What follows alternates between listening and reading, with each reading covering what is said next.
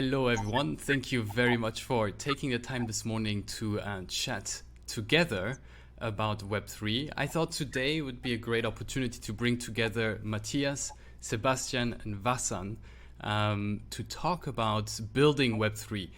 The current news flow around blockchain and crypto is a little bit tormented by FTX and certain other macro events, I would call them. But we have our hands in building Web3 in different parts of the ecosystem, and we wanted to share maybe some of our insights, some of our thoughts, maybe some of our words of encouragement, or maybe just an outlet for us to vent a little bit and let our frustrations out. So with that, thank you very much, everyone. Matthias, how about we start with you? We met on a Web3 event. We talked a lot about Web3. You work at Venly. Tell us a little about yourself and also about what you do. Yeah, hi everyone. My name is Mattias. I work at Venly as an account executive, which is me staying up to date with the dailies on business development, talking to new clients, making sure existing clients are taken care of as well. On a personal level, I've been in the space, not professionally, but recreatively since 2014. I've always been heavily interested in technology and new emerging markets. And yeah, the drawn of blockchain has been pulling on me since then. And yeah, since 2022, I made the step professionally to deciding to work for Venly. Fantastic. And Venly, what do you do? So Venly is a blockchain technology provider. We basically provide the tool sets that companies or clients can use to link to the blockchain, meaning that they have a project that they want to move into Web3. But of course, with every blockchain project, you need a wallet.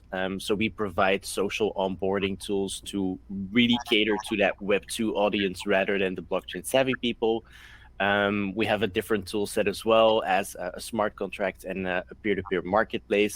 So really making sure that companies can focus on their core business rather than reinventing the wheel and having to build out the tools themselves. That's very interesting. So you are trying to make Web3 with less frictions, lower the entry barriers, make it so that everyone can kind of use it in their daily life. Super interesting. How about we speak maybe one of the applications of Web3? And I know, Sebastian, you've been very involved in building a utility, a use case, or a developing augmented reality, mixed reality spaces. But you're the best to speak about this. How about you give us a quick intro about yourself and, of course, what you do? Okay, so hi everybody. I'm Sebastian. I'm the co-founder and CEO of Non-Fungible Artists. So we are a little startup from Germany, Dortmund, and we are creating NFTs, like art NFTs that are from quite famous German artists, like also movie directors. And what we actually want to do is to bring the possibilities of Web3 to artists.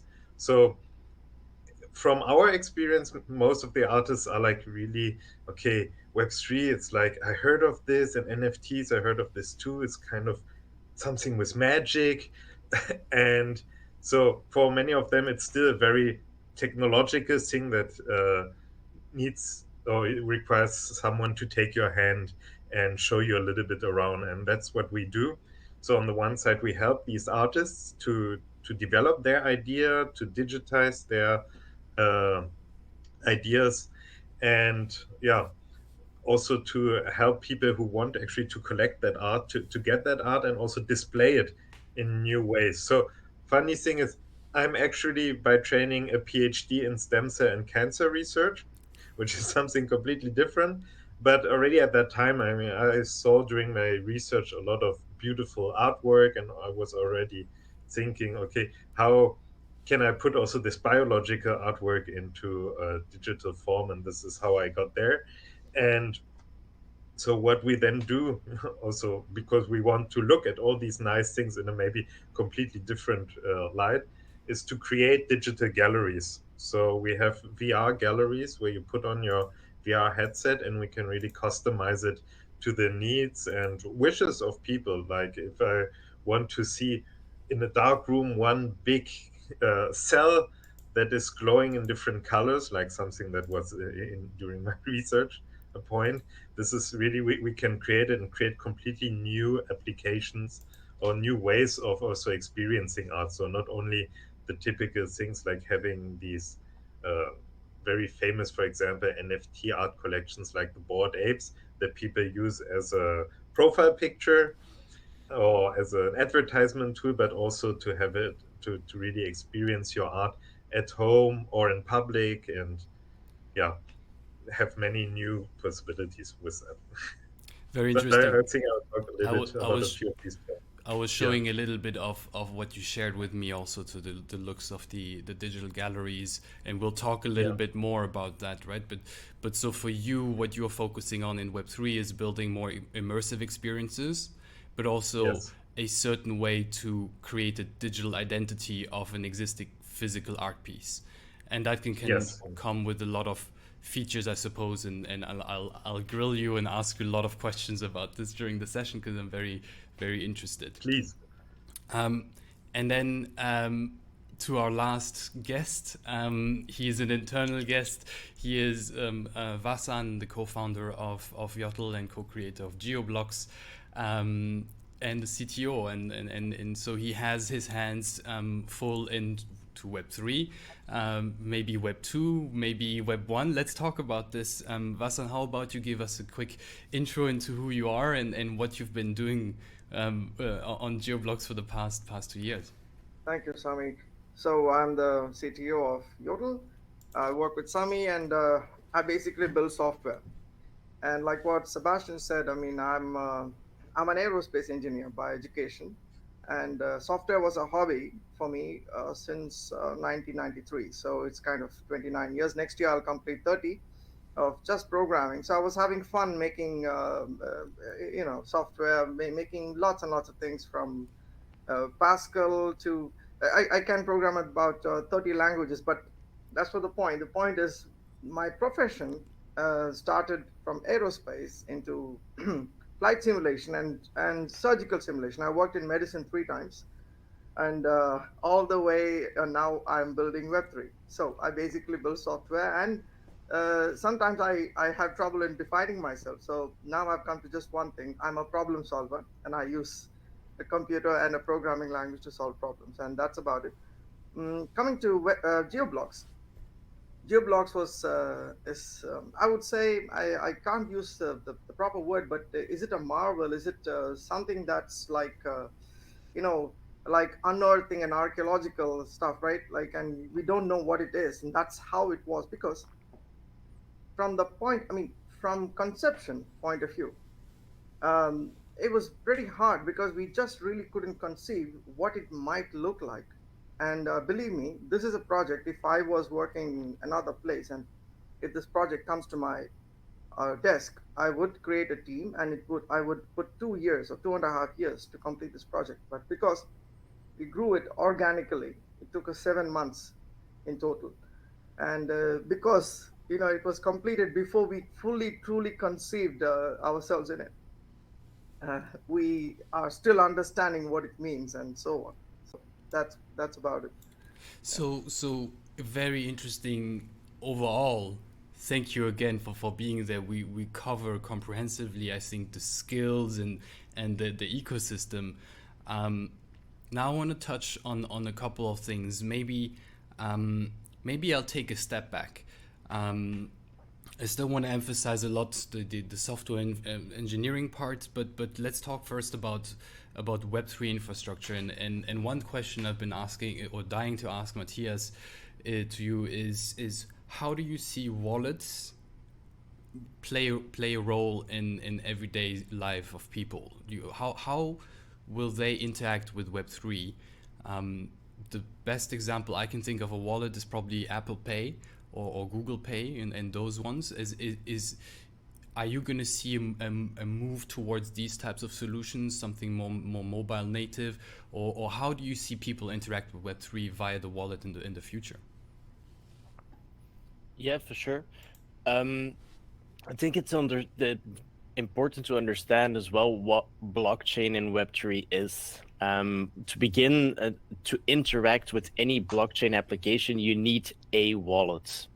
Being a centralized wallet, a custodial wallet, a decentralized wallet, you just need a way to interact with these applications. So it all starts from there. So you could really view what a wallet is in Web3 as what a password and a login is in Web2. It's a safe way to log into a platform and a way to authenticate yourself. The current wallets or the technology we have allow you to store your assets, and then we move into ownership and what ownership is inside of that wallet.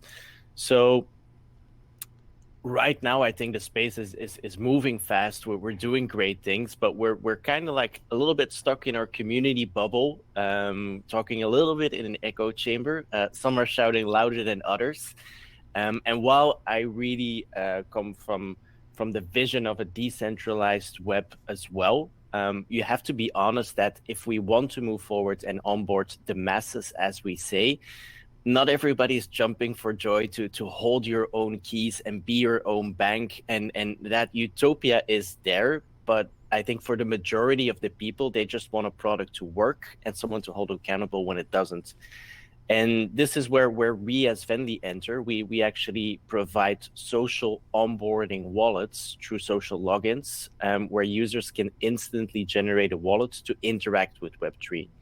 Now, this is custodial in the sense that the keys are stored at our site. Then the user re-encrypt those keys with a PIN code of his or her choice.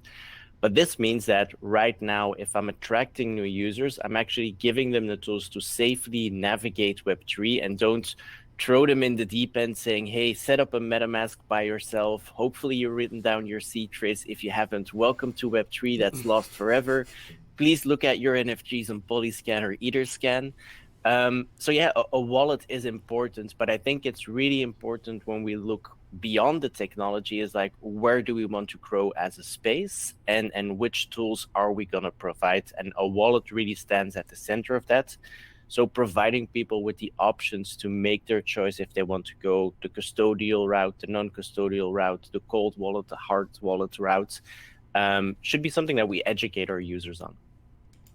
So I see a good overlap here between what you're saying, and I think, correct me if I'm wrong, we need something that is a transition to Web3. Web3, I think, being clear for most, it's the ownership of your data, of anything, the ownership of digital assets, of networks.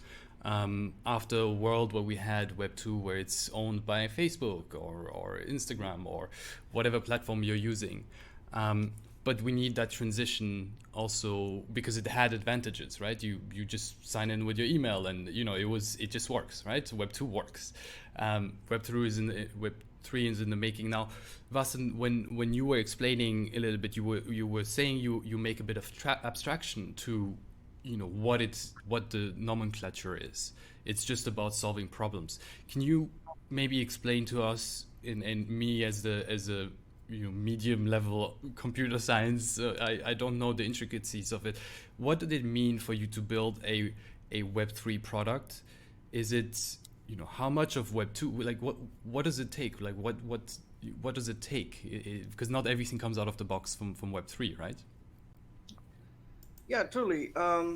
In some ways, I mean, the words Web 1, Web 2, Web 3, when you look from the operating system level, these words really don't mean anything.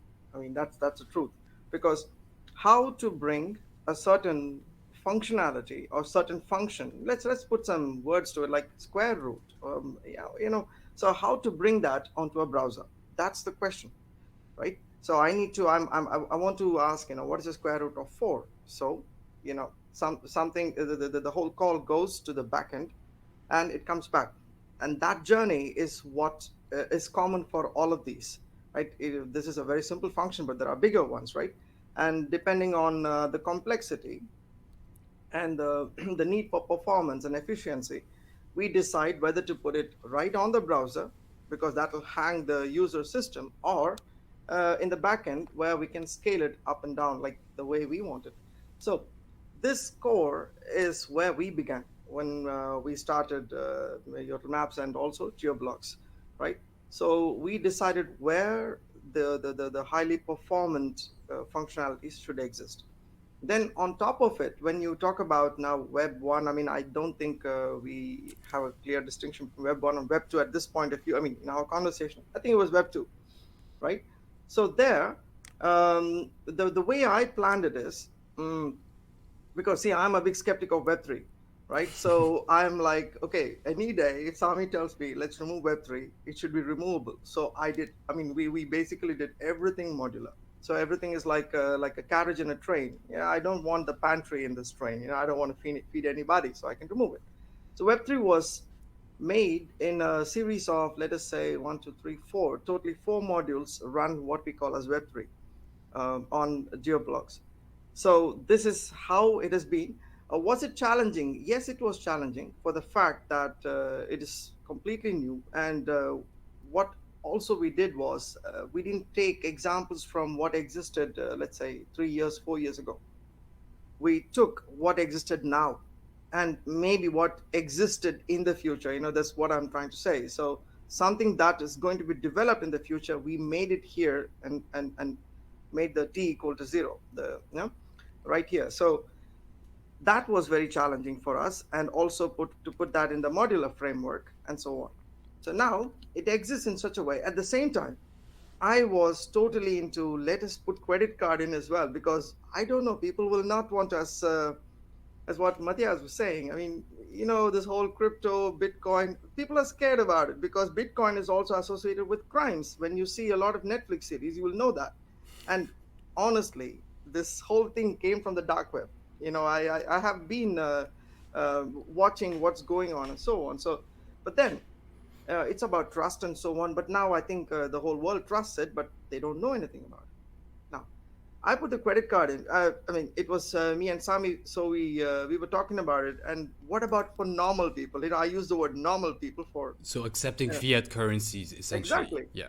So how do we keep the ownership, right? And so instead of the ownership, we keep a promise, right? Like we give a promise to the user who pays by money that this is yours, no matter what happens. This is yours, although it is connected to our wallet.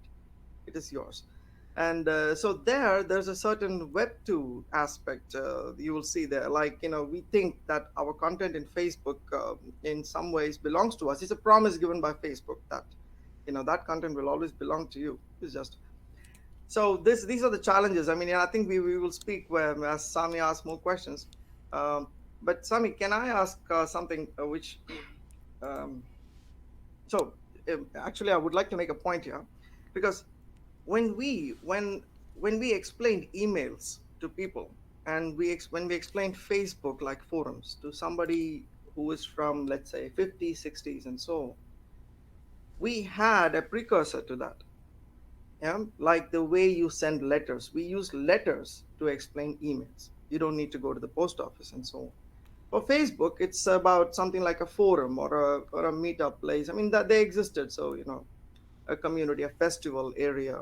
So, but really, the precursor to Web3 right now, I mean, when I talk to normal common people, they think it is like stock trading, right? Like stock market. And that is a precursor for them, which actually is not. That's a funny part about it. So in some ways it is related. And who would be interested in stock trading? Not everybody. Like there are only few 100 million people. I was looking at some numbers who are in stock trading, I mean, actively. And so it is going too niche, and it is going out of the conversation for the masses, as you spoke. I mean, why would I even want to have a wallet? I have a password. I'm happy about it. That's how people think. What do you think about those? So these are the questions. Anyone?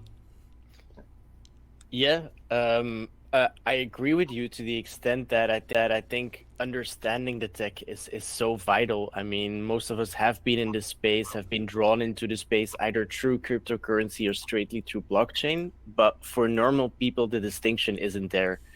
Cryptocurrency equals blockchain, blockchain equals Web3, and those are three different components in the industry. One is a currency, the other is tech, and the other one is moving more towards a new iteration of the internet. So yeah, making people understand that not everything related to Bitcoin is bumps and dumps and rug pulls and scams, and NFTs doesn't equal that as well. But then NFTs are different from cryptocurrency. So yeah, I do get what you mean. And I think it's up to us to make that distinction and to make the tech that we use more user-friendly and intuitive, so people can come to the conclusion on their own, rather than us being the evangelist saying, hey, let me tell you about this new thing, it's called Bitcoin. And yeah, we've all been through that phase, I think, trying to convince people in our near vicinity about what this amazing tech is. But people need to come to the tech themselves and see the value to really understand it. Yeah, so a lot of I fully agree with you, and Vaasan, your point is exactly that. Number one is, how do you get new people into the Web3 ecosystem? Well, by first of all explaining them, Web3 is not about crypto. You know, somebody told me, we were pitching to a VC, and they told me, yeah, but you're a real company. You're trying to be a real company. You're not crazy internet money. So it's like, okay, that's the association people make with Web3, right? When in reality, what Vaasan, you've been explaining, is like you've had to make a lot of just normal software development. Venly, you guys are also doing a lot of just normal software development. There is a Web3 component to it. Sebastian, you guys are certainly also doing that. Sebastian, interestingly, you are speaking, you're based out of Germany, which I believe is quite conservative when it comes to data protection, but also protection of copyrights. How are your conversations going on with artists? What are their feedback when they want to speak to you about Web3 or something like that? Is there this apprehension? Well, most of them indeed know, as we just said, when they think, okay, Web3, NFT, well, that's something with Bitcoin, and that's something that doesn't seem right. And usually you have to do a lot of explaining, but then people actually, once they hear about it and all the possibilities that it will bring, also, for example, that you can, when you have other chains like Ethereum, that you can connect them with a smart contract, which gives them royalties each time the NFT is sold, then they get more excited. It's really something that the people don't know enough actually yet about the technology. And unfortunately, as we just said, everything that is heard is really all these rug pulls and more bad things. And I think even now with FTX, so as long as the industry is not yet well established, it will still be difficult for people to get the trust in this also. So the artists to get the trust. And then once this is becoming more and more people get involved, then of course it will normalize itself out, and you will have more of a really economical ecosystem that is forming and that is stable. And so once this is established, I think more people will also get interested and adopt it. And we spoke a lot about royalties last week. We were at the Next Block Expo together. You work with artists who make a living out of royalties. That's essentially, yeah, that's their income. Our discussions were quite positive about, you know, what the future might look like for independent artists, but also for scientists, right? You know, you're looking at blockchain utility, for example. What can a smart contract do? An artist, just like a scientist, we took the analogy, they are publishing work, and right now they have to pay to get that work published, right? Peer reviews, etc. You have use cases that are extremely powerful for Web3 and blockchain. Everything that's going on, the rug pulls, the crazy internet money, in my opinion, is doing a big disfavor to the natural evolution of technology. And I'm not a conspiracy theorist or anything, but certainly there is two parts to that equation. There's obviously also big tech that is trying to preserve a business model that is Web 2, that is a subscription-based model. I believe Web 3 is going to push to higher competition because it's a transactional-based model, right? Today you can transact with your assets on OpenSea, but you can put it on LooksRare tomorrow. Nothing is going to make you stick to one platform. And here I feel, you know, competition is going to ultimately lead to a better product. But we have fighting forces. There's lobby and there's regulations coming in, etc. However, I do believe that it's very important that this happened. It's like swallowing our pill and our medicine, and greed can finally go out of the way, and we're actually starting to think, okay, if somebody promises me to double my money in 6 months, probably there's something wrong, right? Somebody, it needs to make sense. It needs to make sense like in the real world, and for it to be sustainable. And that's where I think projects like yours, Sebastian, make a lot of sense, right? You are helping artists to create digital spaces, and in a post-COVID world, this kind of hybrid model makes 100% sense. Vaasan, what you've been dreaming up, and it was so hard to conceptualize and explain to people, but now is on Web3 is like the yellow pages of Web1. That is now a Web3. It used to be Google Maps, and maybe something in the future will be a Web3 version that is a lot more immersive, a lot more real time. This is really healthy for the environment. Now, open question to everyone: what do you think? What is it going to take for the masses to join? And do you think it will be a kind of experiences, like virtual experiences? Will it be something that makes your life easier on a day-to-day? For example, your wallets on your mobile phone, or your receipts, or anything like that. What is your killer use case that you wake up to in the morning and you're like, yes, I want to make this happen? So I think we will first have to like a little bit think about what is the Web3. So it's actually not only all these crypto things that we just mentioned, and also not the NFTs, but it's also with the metaverse. It's a whole new system, and I'm so bold to say like the real kickoff for Web2 was the iPhone, so that you really had this mobile possibility of accessing the internet everywhere, and like with all the apps that followed and all the applications that were built around it. And maybe for the Web3, we will have to wait again for Apple to, for example, bring out their augmented reality glasses. Because so a few months ago, there was an article actually in The Economist where they were talking about the future of smartphones and everything, and that it's more going into this wearable. So once we will get the AR glasses from Apple, we will be able to experience this whole new Web3 in our daily life, with the augmented reality mixing reality with the metaverse, and also having all these NFTs much more embedded. I don't know. I will have it on my glasses. I will go to McDonald's, buy a burger, and then I can just have the token that is. Oh, so I buy the burger with a token that I will have bought before. So just by a blink of an eye or something. So I think there will be a technological progress that will lead to just the necessity of having this adoption, and it will make it very convenient for everyone in the daily life.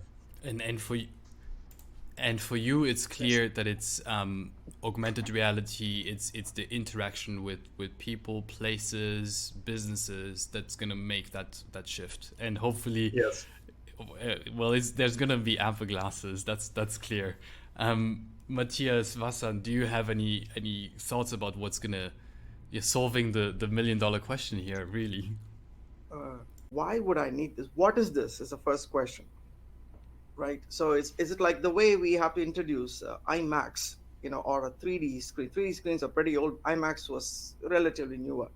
So why would I need this? Oh, a really big screen. Okay, once I will try to. That's how people get in. So the question is, why do I need this? Why should I go all the way? I mean, I'm fine right now, but why should I go all the way to do all this wallet and all these things? And to do what? To achieve the same thing is a question that generally people ask. But there are people who are in trading, and believe me, a lot of people who are in trading they are interested in this. So what somebody said, the only reason people will take a new product is if the major reason is if they can make friends or if they can make money. And so some of them look at this as a money making machine, and there's been jokes also about NFT trades, like, oh, I bought a camel for $3,000 worth, and now it's worth just $3. I somehow sold it. And so these things are floating around. And I spoke recently with someone who has even worked in one of the Marvel movies, but in the tech side, pretty high tech guy, and he had was why was the question. I was still learning Web3 and I couldn't explain it to him. So so the one thing is, it needs to be simplified. Currently, it looks like a conspiracy in a cave. There are some guys. I mean, they are so excited and they're doing something, right? But this has to come out. It has to be simplified, number one, and it has to be simplified not like the one time. The moment we explain Web3, it contains lots of hi-fi jargon, like, and it actually, takes the attention away. We have to use a lot of words because it is built on those things. You have to say blockchain. Blockchain is an entirely different thing, as everybody knows, right? I mean, blockchain has got, we can use blockchains without using cryptocurrency. It's completely different. I can, right? So when I make a document and put it in the blockchain, I give it to Sami, and the blockchain will contain who was the original creator and how many hands it has passed. But Web3, blockchain, cryptocurrency, they have to be constantly explained from time and time again. This is like explaining to somebody who wants to use only Gmail that, this is a computer, this is a mouse, this is a keyboard. So this kind of thing has to be simplified in few words. Or I think a wrapper is required on top of it. So I think it's exactly what I think one of the best marketing teachings from Steve Jobs is, and I think the quote goes, "You need to stop talking about megahertz, bits, and that nobody really cares about that. What Apple does is make you think differently, for example, right? And just coming, it's about what are the values that you transpire via whatever you do." And so that is the clear distinction between maybe an HP at the time or IBM that explains exactly how much megahertz it has. But we need to probably stop talking about, what is this? It's a EVM compatible token. Like, it's just, so maybe making it more mainstream. One of the things that I do like a lot about what we've built, and I'm seeing a lot of also this more subtle adoption, which is, if you think about Groupon, you're essentially just buying tokens, right? Just think about that, right? Apple Pay is actually an NFT on your phone, right? It's a token version of your debit card or credit card. It's a secure token on something that is centralized. But if you really think about it, it's a tokenized version of a physical asset, right? So it's actually already happening without we actually notice it and noticing it. So I think that is, for me, very powerful. How do we get the applications through without actually talking about, it's Web3? It's just better because it's more data rich. It has augmented reality aspects to it. You can put a metaverse in there, right? It's just more powerful. I think that's what we need to get the discourse to. But that's my 2 cents. I would like to hear from Mattias what he thinks about how to simplify this, or what are your thoughts about it? Towards acceleration, we have to be honest. Right now, what's going to move the space forward is regulations. There's too many bad actors on each level of the industry that need to be pushed out. And per consequence, that will allow us to focus on the positivity, and there is so much positivity in this space, to see where value and ownership is being shared to end users, social impact projects, sustainability projects. So there is much positivity to it. The crux really is that to move and accelerate the space, we need traditional businesses, and blockchain technology is a disruptor.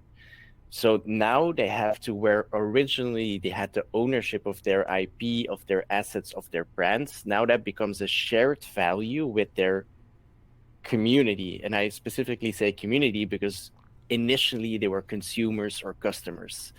So seeing beyond monetary value and focusing on utility and benefits just beyond the monetary value of an NFT, of a coin, can really showcase what Web3 is about. And I feel with regulations in place, and let's be honest again, the blockchain space hasn't been the biggest champion for regulations, but right now we are at the forefront with the voice we have in the industry, to pave the road to what a decentralized space can be, mixed with the existing system that we do have. We're not shouting that everything needs to be decentralized tomorrow, but there definitely are aspects of moving into a decentralized space and having shared ownership between end users and classically big tech. And super interesting and powerful explanation here, because brands, and that's how you think, brands have now communities, and the value of those communities can be actually, well, they are in a certain way more transparent. You can engage directly. And in the same way, maybe in the physical world, your community is the people who wear your product. You know, this community will also wear your product in the virtual world, not only in games, but also everywhere they interact. If they go to an event that is a VIP fashion event, right, they can represent, so to say, hey, I have and I'm inventing here, the Hermes this and this token, so I must be one of the cool kids, for example, right? And I think that is extremely powerful to reinvent engagement, CRMs, marketing, digital marketing, and I think also, as you say, regulation. There is a lot of controversy around how Web2 is getting customers, right? It's about cookies, etc. It's about, here I feel there is something completely new, is you're not going to your clients at home and fetching them. They're coming to you because you have this very big community, because you have all these smart contracts that give you, if you purchase a certain product, they give you access to other cool events that are VIP, pre-sales to collections, right? Nike shoes are very popular on certain collections, right? If you tie that up with the community, it becomes even more powerful, and you will attract even more bigger communities that are a lot more engaging. I think that's the powerful message here. Maybe to some closing remarks, for maybe a couple of words from everyone. You know, as a recap, what would you focus on? Is it you know, it's tough to build Web3 because it's a lot of other things than just Web3. It's exciting to be in Web3. Yeah, just a couple of maybe thoughts from you for our viewers. What you also, looking back at 2022, which was crazy. Emotionally, I suppose, also for you, Mattias, you've been on the road all year. I've been on the road, Vaasan, you've been building insane technology. Sebastian, you've been setting up an entire new business and doing a major pivot, obviously, into the industry. Yeah, maybe a couple words just to conclude on that. Sure. I think my two colleagues here might be better suited to really talk about what it takes to build in Web3, as they are the builders. But I think that there's a lot of uncertainty that goes with it, and we don't have to hide that fact. It is a new space with a lot of pitfalls and challenges, but you have to look at the upsides. There's first mover advantage. Entrepreneurs can really pave the way and find needs they can tap into to really speak to a whole new audience, rather than butting heads in the existing space and going up again these monoliths who has been established for years. So I think, despite not knowing what we don't know, because that goes to Vaasan, but with GeoBlocks, like the company was built and they still don't really know what it is. But it's the pioneers that enter the space that will determine where it will lead to. And I think we have to stay true to the vision of decentralization. It doesn't have to be black and white, but this is where the space emerged from. And we have to hold the ground and make sure that the ownership is shared, that people understand what it means to truly own your digital assets, which they are familiar with digital assets, but not with the ownership model. And it's for us to show them the value and the utility to make the jump across to Web3. Great. So,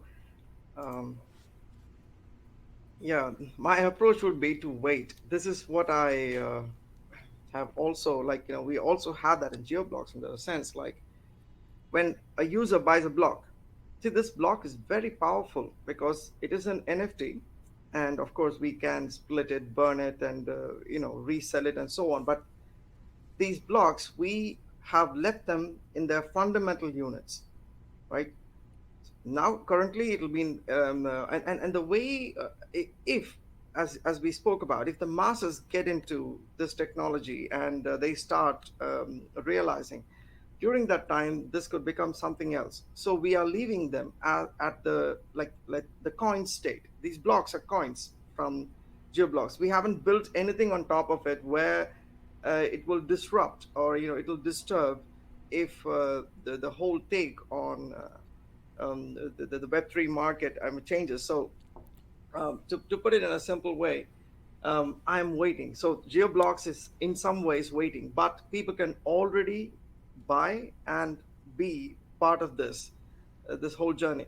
But when it comes to Web3, I would rather wish to look at it as a different kind of an experience on the web, rather than simply being always tied to cryptocurrency. And this is another thing that we have also imbibed in GeoBlocks development. For example, I mean, as you might have seen if you go to geoblocks.earth, that you can place any document and you can engage with the user by simply visiting that user right there with a video call, just like this. Actually, we should have had this on GeoBlocks Visit. This particular call Next should have time. been very interesting. Next time, yes. Yeah. And by the way, it's faster than Google Google Meet and Zoom as well. We But need to then be they will block us, careful. that's right. So I mean, all these things we are still looking at. Oh man, I mean, there's what more is there and so on. But so currently we are focusing on the experience because we still have to market this to the people, and I think it will take a few years for people to really start looking at this in a simplified manner, like what Matthias has explained. And that's my take. We are just waiting and we are building. We're building and waiting, and so that's my Yeah. final words. And maybe just to complement the geoblock sites, everything is modular, right? Everything is made so that, because we don't know how Web3 is going to shape out. So for maybe my recommendation for anyone building is just be prepared, because we don't know if we're going to turn left or right. We made a bold choice back in December last year to say we're going to build on Polygon. Had we built on something else, the outcome might have been very different. So we always have to keep that flexibility, modularity by design, so that if something changes in the ecosystem and Web3 becomes something else, you can react quickly. I think that is probably my top recommendation for any builder out there, but I'm sure you guys know very much so. And Sebastian, what about you? What is your take looking back at networking, at looking and speaking to people in the ecosystem and getting your hands now dirty in a way to start building? So as my colleagues also just mentioned, I think the first priority will be to really have the regulations to make everything appear more serious, so that people also take us as Web3 companies more serious and trustworthy. And then actually that's where the fun part will start, because like with so many other things, once the people get involved, they will get ideas and have ideas on how to also use platforms that we can't even imagine yet, like also setting up challenges, for example, like on YouTube. So this will actually be the really interesting part to see how the community will deal with this. And I really think we will see a lot of changes in the way people own their data, because it's really right now, each time we order something online, we always leave our traces. And once people will really get aware and be more aware of this, maybe this will also change their behavior with still Web2 platforms. But it will be a complete change. And I'm really excited to see how this concept also of anonymity that we have through Web3 will also maybe translate to other parts of our daily life. Yeah. So I'm really interested to see where it goes, and to see how also how the virtual art will evolve. And there is also in the art world now a movement of people using artificial intelligence and machine learning to create art. And I think this whole idea of artificial intelligence and machine learning will also enhance our experience. So we will have probably a much closer synergy between humans and machines that will create also a probably very exciting new world and new Web3. Fantastic. So if I had to recap our super interesting session, number one, Web3 is more than just crypto. It's about the next iteration of the web, and whatever it means, but it's not crypto. That is clear. Number two is we're in wait and see mode, but we keep on building. We keep iterating. That's the message from Vaasan. The message from Mattias is we need to make it a lot more frictionless.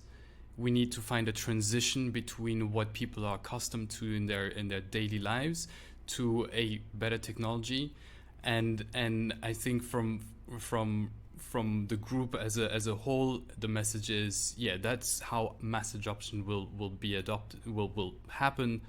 It's by stop talking about the inner workings in the exact code lines and protocols that need to be used. It's just something that happens, I think, unnoticed, and it's actually better once you've tried it. So, well, with that, Mattias, Sebastian, Vaasan, thank you very much for this conversation. It was extremely enlightening to me to also get to hear your stories. And I hope that we will have the opportunity to chat again soon. Thank you very much. Thank you everybody. It was really great. Thank you everybody. Great talk. See you. Bye soon.